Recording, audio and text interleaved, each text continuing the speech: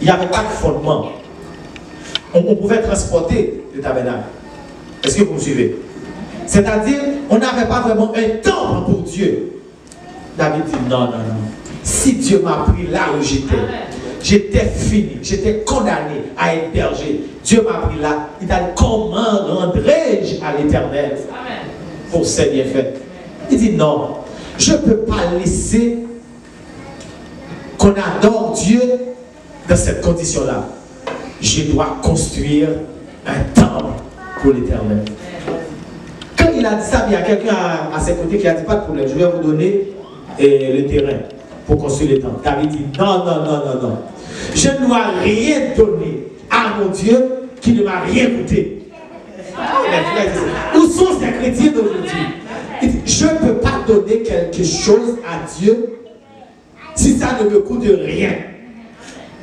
C'est-à-dire quand je donne ce quelque chose-là à Dieu, je dois ressentir que ça sort de moi. Ça sort de la grâce qu'il m'a fait. Il dit non, je dois payer. Et si ça m'arrive de payer plus cher, je vais payer plus cher parce que c'est pour Dieu.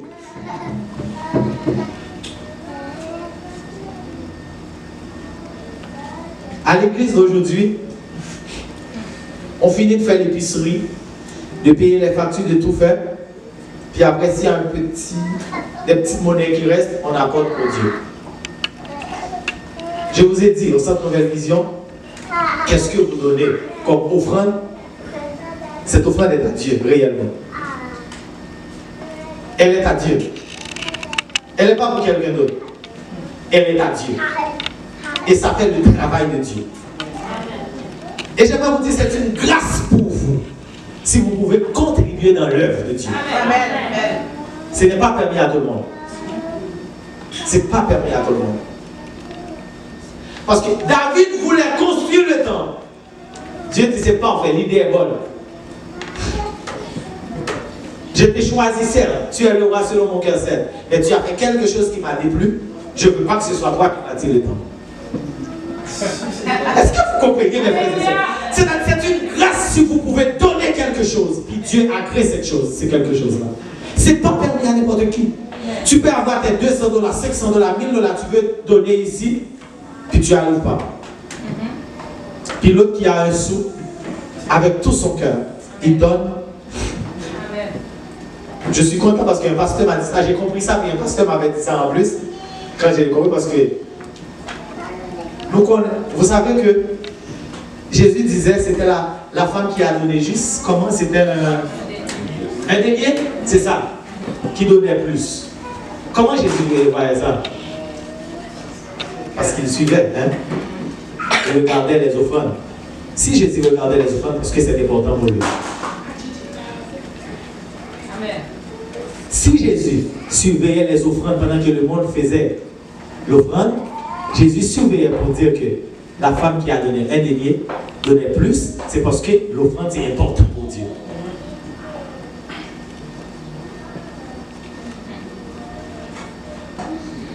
Il dit, cherche d'abord le royaume et la justice de Dieu. Mets Dieu en premier. Mais comment ça? Tu mets Dieu en premier dans tes problèmes, en premier quand ton mariage ne marche pas, en premier quand tu n'as pas de travail, en premier toujours dans tes problèmes, où il y a un pasteur qui dit ça, j'aime ça dans tes problèmes, mais au pluriel, tellement tu as de problèmes, tu mets Dieu avant dans tes problèmes, mais dès qu'il s'agit de la réjouissance, dès qu'il s'agit de la grâce de Dieu, Dieu n'est même pas en aide, il n'existe même pas. Tu donnes rien. Non, je ne peux pas donner à Dieu parce que j'ai des factures à payer. Et quand tu n'as pas de travail, tu fais quoi? Qu'est-ce que tu fais avec les factures? Quelqu'un va te passer $200, $300. Mais c'est quelqu'un qui te l'a donné, qui l'a envoyé pour toi. C'est Dieu. Est-ce que vous comprenez? Vous ne pouvez pas mettre Dieu en arrière. Parce que si je comprends bien, l'argent, c'est un sujet épineux, vraiment épineux là dans l'église. Parce que c'est important quelque part. C'est le fruit de nos labeurs. C'est notre sang en quelque sorte. On a travaillé pour faire ça. C'est-à-dire qu'on ne peut pas donner ça à n'importe qui, on ne peut pas donner n'importe comment. Puis moi, je suis d'accord avec toi. Je ne te dis pas de donner à tout le monde. Mais je te dis si Dieu est la source de tes ressources, il dit honore-moi. Ce n'est pas pour rien en Israël, même le premier-né, ce n'est pas seulement tous les premiers-nés, bétail, enfants étaient consacrés à Dieu. Le premier enfant n'est pas pour toi, c'est pour Dieu. C'est Dieu qui va décider qu'est-ce qu'il voulait faire avec. C'est-à-dire dans notre vie, c'est pour ça que je dis la grâce, ce n'est pas la liberté de faire ce qu'on veut. Mais la grâce, c'est la capacité, je l'ai dit la première fois, c'est la capacité que Dieu nous donne pour pouvoir l'obéir. C'est la capacité que Dieu nous donne pour pouvoir marcher avec lui. C'est la capacité que Dieu nous donne pour pouvoir rester proche de lui et pour pouvoir plaire à lui dans tout ce que nous faisons. Amen. Vous avez reçu la grâce, sœur, mais il a dit honore-moi. Honore-moi.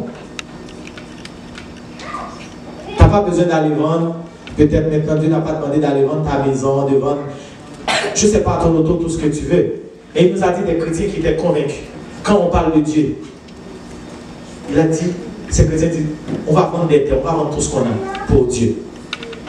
Quand le peuple sortait en Égypte, en esclavage, Moïse dit, j'ai besoin de l'or, argent, diamant pour construire. Un peuple qui était esclave, maintenant qui est devenu nomade, parce que c'est dans le désert, il n'y a pas d'habitation fixe. Il y a le lieu, il y a flamme de feu. C'est eux autres qui étaient des indications pour eux autres. C'était le peuple nomade. Maintenant, Moïse demandait de l'or. Tout le monde arrive en même temps avec de l'or.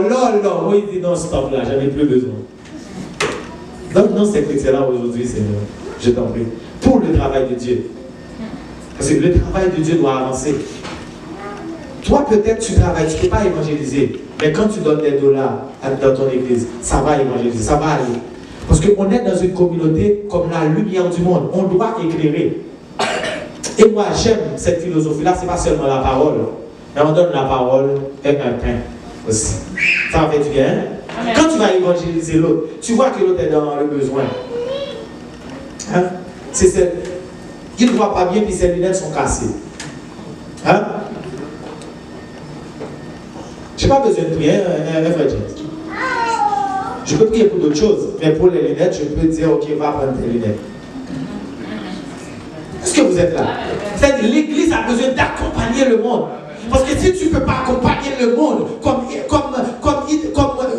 je pourrais dire, comme représentant de Dieu sur la terre, c'est quoi ton utilité? Amen.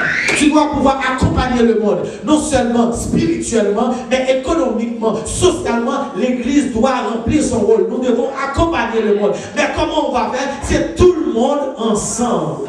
Parce que Dieu nous a fait grâce. À l'intérieur de l'église de Dieu, Dieu a fait grâce. Dieu a donné, je ne sais pas, Dieu a donné des emplois peut-être bien rémunérés. Dieu a donné des 20 dollars de l'heure, des 25 dollars de l'heure, des 30 dollars. Dieu a donné des entreprises. Dieu a béni. Dieu a fait sa part. Voilà pourquoi il a dit, venez ici pour chanter, pour adorer. Vous asseyez ici, c'est bien, c'est beau. Mais il a dit, j'étais faim. J'étais faim, j'avais faim, tu ne m'as pas donné à manger. J'avais soif, j'étais nu, j'étais à l'hôpital, j'étais en prison.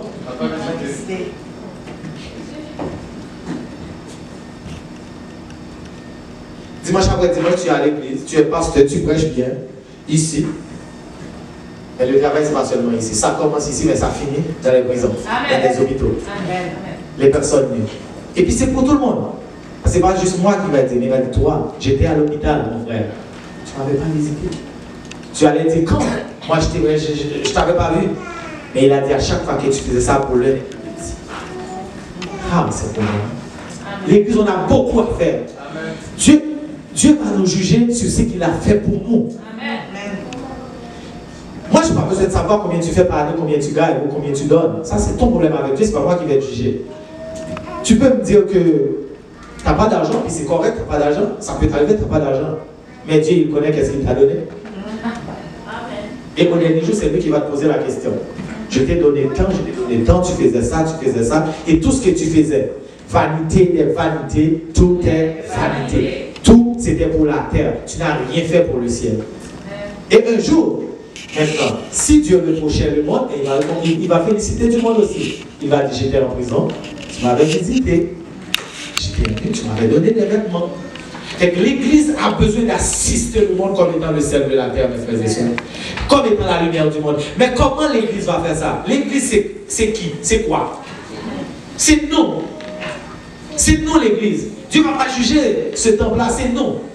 Fait que nous devons nous mettre ensemble.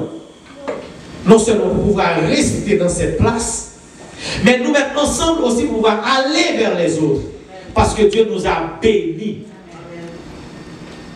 Oh, il y a juste des personnes. Il n'y a pas de bénis de Dieu ici. On dit il n'y en a pas. Est-ce qu'il n'y a pas de bénis de Dieu ici? Amen. J'aimerais vous dire, c'est parce que peut-être vous ne comprenez pas. Il y en a parmi vous qui disent stop, stop Seigneur, j'ai trop d'enfants, stop là, je vais arrêter ici. Il y a des personnes qui cherchent un enfant. Après ils disent Seigneur, que ta volonté soit faite. Ils n'en trouvent pas. Mais toi, puisque tu n'as pas le ciel et la terre en argent, tu n'es pas béni.